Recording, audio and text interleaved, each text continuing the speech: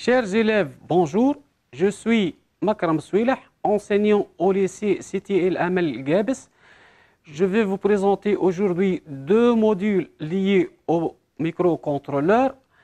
Le premier est intitulé Interruption, le deuxième est intitulé Timer 0. Ces deux parties sont encadrées par mon inspecteur Rafiq Kastouri. Alors, on va commencer par le premier module, la notion des interruptions. Donc, c'est quoi une interruption? Une interruption, ça veut dire coupure, ça veut dire cessation, ça veut dire rupture. Alors, dans notre contexte, une interruption est un événement imprévisible qui provoque l'arrêt d'un programme en cours d'exécution pour aller exécuter un autre programme appelé programme d'interruption ou bien aussi routine d'interruption. À la fin de ce programme, le microcontrôleur reprend le programme principal là où il s'est arrêté. La figure suivante décrit le phénomène d'interruption dans les microcontrôleurs. Donc, on a un programme principal exécuté par le PIC.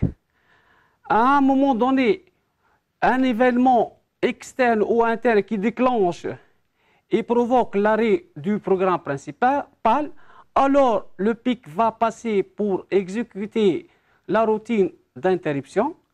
À la fin de cette routine, le microcontrôleur reprend le programme principal là où il s'est arrêté.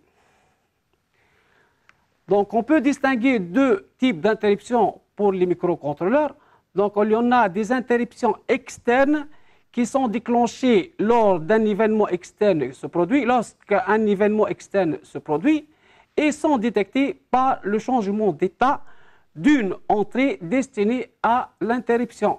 Ces entrées sont RB0 ou bien RBI. RBI, on parle dans ce cas de RB4, RB5 et RB6 et RB7. Les interruptions internes sont déclenchées par le déroulement de programme. Exemple, lors de dépassement du timer de 255 à 0. Alors, on va s'intéresser aujourd'hui uniquement aux interruptions externes causées par le changement d'état de RB0 ou bien RBI. Comment programmer une interruption sur RB0? Comment traiter une interruption sur RBI? Et comment configurer le registre INTCON? Ce sont les objectifs de notre séance aujourd'hui. Je présente le sommaire. On a un petit rappel. On va présenter et configurer le registre INTCON, traiter un exemple d'interruption sur RB0 et un exemple d'interruption sur RBI. Registre INTCON. Alors, pour traiter cette partie, je conseille mes élèves à suivre sur le manuel de cours, pages 148 et 149. Pour traiter les interruptions, les microcontrôleurs disposent d'un registre INTCON, Interrupt Controller en anglais. C'est un registre de contrôle des interruptions. Il est formé par 8 bits. Alors, comment configurer ce registre pour traiter les différents types d'interruptions?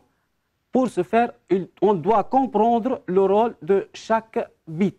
Commençons par le bit 7. C'est le bit maître. Donc, il autorise toutes les interruptions, quel que soit le type de l'interruption. Pour l'activer, on doit mettre ce bit à 1. Bit 6. Alors, on cite deux cas pour ce bit. Il concerne les interruptions causées par le périphérique. Cas de 877, 876 et 877, ce bit est nommé PEIO, c'est-à-dire Peripheral Interrupt Enable Byte. Donc, ce bit autorise les interruptions causées par le périphérique, telles que le EEPROM ou bien le convertisseur analogique numérique. Cas de 84A, ce bit est nommé EEIO, EEPROM Interrupt Enable, puisque ce PIC contient l'unique périphérique EEPROM, donc c'est pour cela est appelé EEPROM. Donc, s'il est à 1, il autorise les interruptions causées par la fin d'écriture dans le EEPROM. Bit 5. Ce bit autorise les interruptions causées par le débordement du timer. Donc, pour activer une interruption causée par le timer, donc on doit le mettre à 1. Bit 4. int E. Donc, ce bit active ou désactive les interruptions causées par RB0 int. Bit 3. Donc, ce bit autorise ou interdit les interruptions causées par RBI. Bit 2, bit 1 et bit 0, ce sont des flags, c'est-à-dire drapeaux. Donc, pour le bit 2, c'est un drapeau aussi indicateur qui informe le pic lorsqu'une interruption sur le timer est déclenchée. Bit 1, c'est un flag pour l'interruption sur RB0 et bit 0, c'est un flag pour l'interruption sur RBI. Alors, ces 3 bits informent le pic si une interruption est exécutée. Donc, initialement, doivent être à 0. Et on doit remettre à 0 ces 3 bits par le programme de traitement de l'interruption. Interruption sur RB0. Alors, on va traiter un exemple d'interruption sur RB0. Voici mon cahier de charge. Dans le cas du robot aspirateur, une partie du programme principal gère la fonction signalisation d'un chenillard avec des LED montés sur la face avant du robot lors de la fonction nettoyage. La détection d'un obstacle par un capteur P à la gauche du robot branché sur la branche RB0 doit faire clignoter 3 fois une LED D0 qui est branchée sur RB1. La diode LED D0 signale la déviation du robot à droite. Puis le programme principal reprend le chenillard des LED dès que l'obstacle disparaît. Alors qu'est-ce qu'on a? On a un programme principal formé par le chenillard des LED. On a un événement externe qui provoque l'arrêt du programme, c'est l'obstacle détecté par le capteur P branché sur RB0. Donc on parle d'une interruption sur RB0. La routine d'interruption est formée par le clignotement de D0. Voilà le schéma de principe. Notre capteur d'obstacle P est branché sur RB0 pour provoquer une interruption lorsqu'on a un obstacle. Le chenillard des LED est branché sur le port C et la diode clignotante qui signale la routine d'interruption est branchée sur RB1. Comment configurer notre registre INTCON pour répondre à ce cahier de charge? Donc, bit 7, on doit le mettre à 1. Pourquoi? Pour valider toutes les interruptions. Bit 6, PE-IE concerne les interruptions causées par le périphérique. Donc, ce bit, on nous intéresse plus, donc on doit le mettre à 0. Bit 5 active les interruptions causées par le timer, donc il ne nous concerne pas, on doit le mettre à 0. Bit 4 maintenant, int E. Donc ce bit active les interruptions causées par le changement d'état de RB0. Donc on doit le mettre à 1. RBI, le bit 3, donc concerne les interruptions causées par les RBI, RB4 jusqu'à RB7. Donc, il ne nous intéresse plus, donc on va le mettre à 0. Bit 2, bit 1 et bit 0, ce sont des flags, donc on doit l'initialiser à 0. Alors, qu'est-ce qu'on a? Bit 7 à 1, donc 1, 0, 0, 1, 0, 0, 0, 0. Donc, on va trouver cette configuration pour le registre INCON. Voilà, $90, GUE à 1 pour activer toutes les interruptions. Le PE-IE à 0, toi à 0, int-E à 1, RBI à 0 et les 3 flags à 0. Donc on trouve cette configuration INTCON $90. Alors, quelle valeur doit avoir ce registre au cours de l'interruption? Donc, au cours d'interruption, ce registre change d'état. Quelle valeur il va la prendre? Donc, bit 7 va prendre 0. Alors, pourquoi? Pour interdire toute autre interruption tant que la présente est en cours d'exécution. Les autres bits gardent la même configuration, sauf bit 1 qui passe à 1. C'est un indicateur, c'est le flag de RB0. Donc, il va passer à 1 pour informer le pic qu'il y en a une interruption est survenue sur RB0. Donc, on va trouver 0, 0, 0, 1, 0, 0, 1, 0. Donc, cette valeur de la 12 qui va prendre le registre INTCON au cours de l'interruption. Alors, on va voir le programme en micropascal. Comme tout programme en micropascal, on commence par le terme programme suivi d'un nom. Dans ce cas, interruption sur RB0.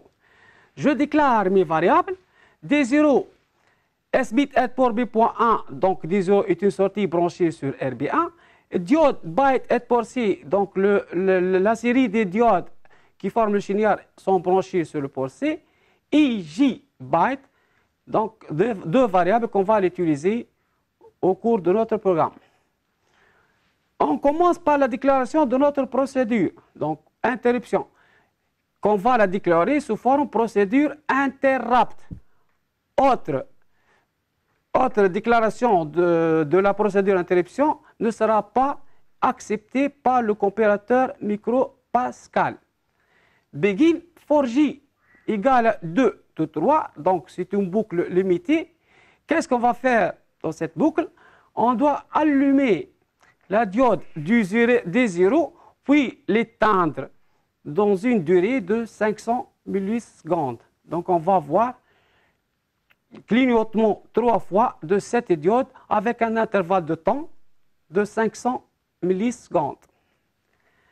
À la fin de cette procédure, on doit mettre INTCON INTF, le flag de RB0 à 0 et mettre INTCON JE, le bit 7 à 1. Pourquoi? Donc, pour désactiver le drapeau, le remettre à 0, INTCON INTF égale à 0, il faut le désactiver parce qu'il a passé à 1. Et INTCON JE, il faut l'activer pour réactiver toutes les interruptions parce qu'il a passé à 0. Pourquoi? Pour qu'un autre obstacle sera déclaré au pic. On passe au programme principal. Je configure mes registres tricé $00, c'est-à-dire pour C en sortie. Trice B.1 égale à 0. RB1 aussi sortie. J'initialise ma diode D0 à 0. Je déclare le registre INTCON égal à 90 conformément à la configuration trouvée précédemment. Si je ne déclare pas le registre INTCON dans le programme principal, aucune interruption ne sera prise en compte par le programme. Donc, while true do, c'est une boucle infinie. Qu'est-ce qu'on a dans cette boucle? On a diode reçoit pourcent 1, 0, 0, 0, donc diode est branchée sur le port C. Donc, on va avoir la diode D8 qui est branchée sur RC7 allumée. For J égale à 0 to 1, d'où qu'est-ce qu'on va voir? Donc, on va attendre 500 millisecondes et diode va recevoir diode SHR1.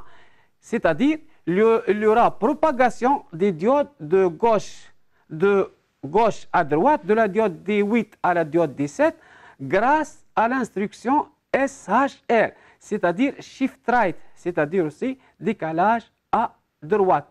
End fin boucle et end point fin programme. Saisis le programme sur le micropascal, on doit le compiler pour créer des fichiers exécutables. Programme interruption RB0, on va compiler. Voilà, vous voyez que la compilation est finie par succès. Donc, il faut la transférer vers le microcontrôleur et simuler le fonctionnement avec le logiciel ISIS avant de le réaliser pratiquement. Toujours, on doit simuler et vérifier le fonctionnement sur notre logiciel ISIS.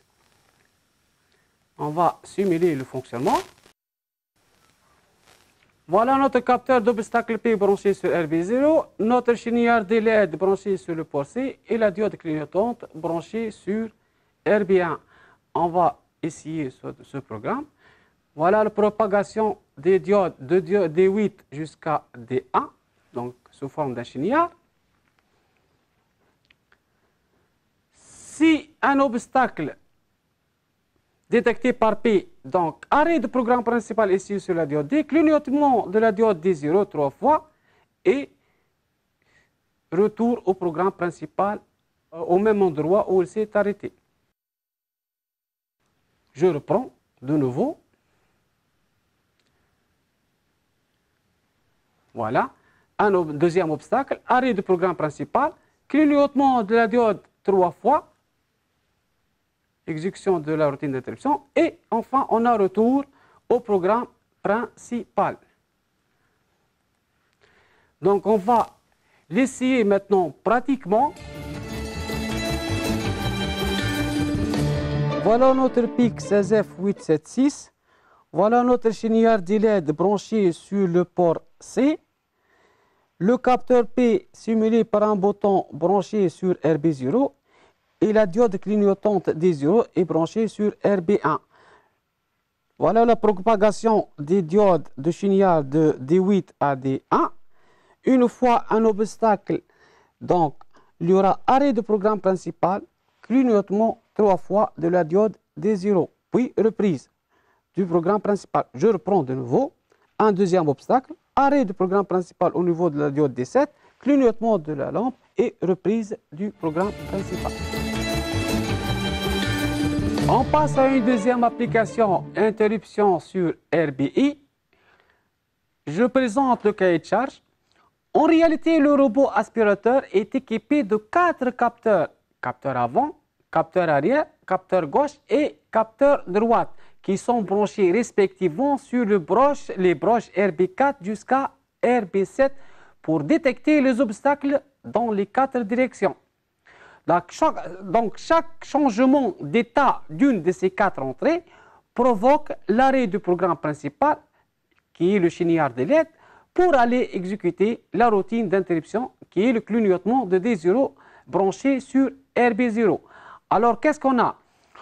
On a 4 sources d'interruption qui sont les 4 capteurs d'obstacles branchés sur RB4, RB5 et RB6. Donc on parle ici d'une interruption sur RBI. Voilà le schéma de principe. On a les 4 capteurs branchés sur RB4 jusqu'à RB7. On garde la même représentation. Donc le chenillard d'ILED est toujours sur le port C. La diode D0 est toujours sur RB1. Sauf qu'on a 4 capteurs maintenant au lieu d'un seul. Alors comment configurer ce registre INTCON pour répondre à ce cahier de charge? Donc on va voir ça.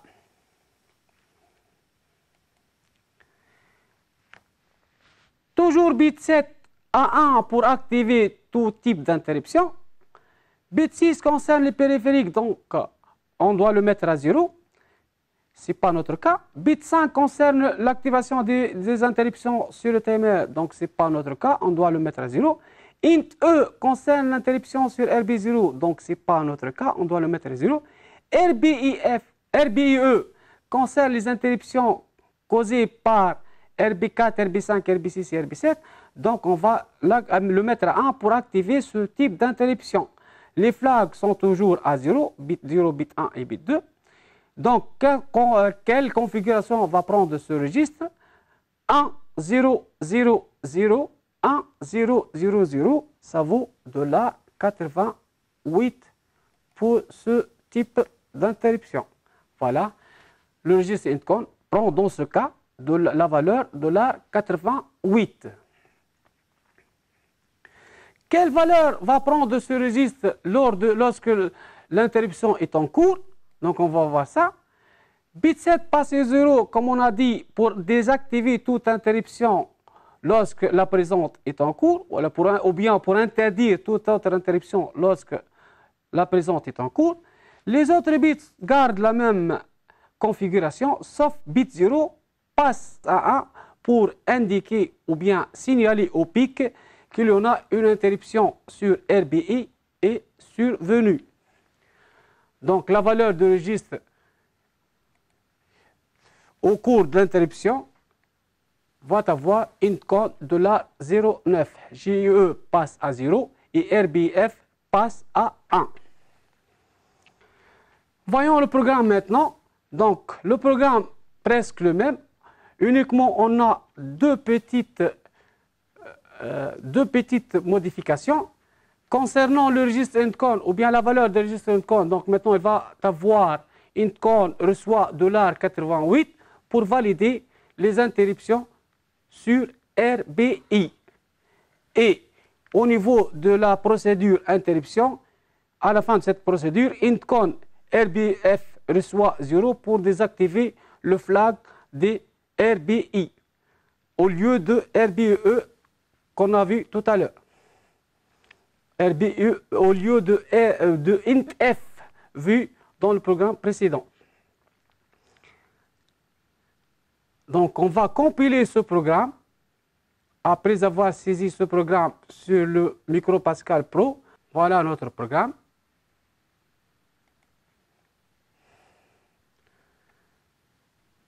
Donc, l'entête, procédure interrupt, le programme principal. Compilation maintenant, compilation réussie. Donc, on va passer à la simulation avec le logiciel ISIS.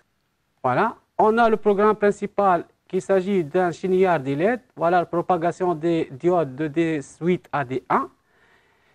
Si on a un obstacle en avant, donc arrêt du programme principal ici au niveau de la diode D0, clignotement, au niveau de la diode D8, clignotement de D0, puis reprise du programme principal.